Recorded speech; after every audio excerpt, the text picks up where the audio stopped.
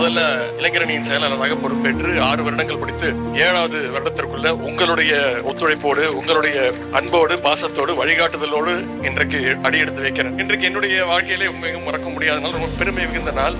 கலைஞர் சிலையை தமிழ்நாடு முழுக்க பல்வேறு இடங்கள்ல நான் திறந்து வைக்கின்ற இந்த வாய்ப்பை பெற்றிருக்கிறேன். ஆனா இன்னைக்கு கழகம் பிறந்த இந்த வட சென்னையில கலைஞர் சிலையையும் புதுப்பிக்கப்பட்ட பேரறிஞர் அண்ணா சிலை தான். அண்ணா சிலையை கிட்டத்தட்ட 60 வருடங்களுக்கு முன்பு கலைஞர் அவர்கள் திறந்து வச்சாங்க. இதே இடத்துல மீண்டும் புனரமைக்கப்பட்ட அண்ணா சிலையை திறந்து வைக்கிற இந்த வாய்ப்பை கொடுத்த ஆர்டி சேகர் அவர்களுக்கு மீண்டும் என்னுடைய நன்றி.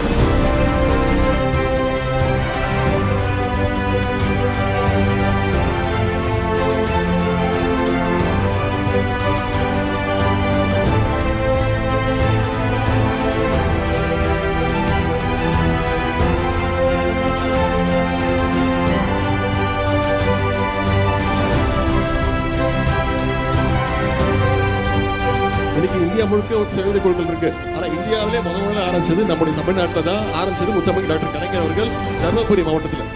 அதன் பிறகு அதனுடைய அமைச்சராக நம்முடைய கழக தலைவர் இப்பொழுது முதலமைச்சர் அவர்கள் இருக்கும்போது பல்லாயிரக்கணக்கான அவர்ஸ் நின்றுட்டு உங்களுக்கான லோன் அமௌண்ட் எல்லாம் கொடுத்துருக்கிறார். இப்போ அந்த துறைக்கு நான் அமைச்சராக வந்து ஒவ்வொரு மாவட்டமும் போய் உங்களெல்லாம் சந்திச்சு உங்களுக்கான தேவையானங்கள்லாம் செஞ்சுட்டு இருக்கிறோம். மகளிர் சுய குழுக்கு பார்த்து தலைவர் செஞ்சுட்டு இருக்கிறோம்னா உங்க மேல இருக்கக்கூடிய நம்பிக்கை தான். அரசு எப்படி உங்களுக்கு துணை நிற்குதோ நீங்க இந்த அரசுக்கு துணை நிற்பீங்கன்னு நான் நம்புறேன்.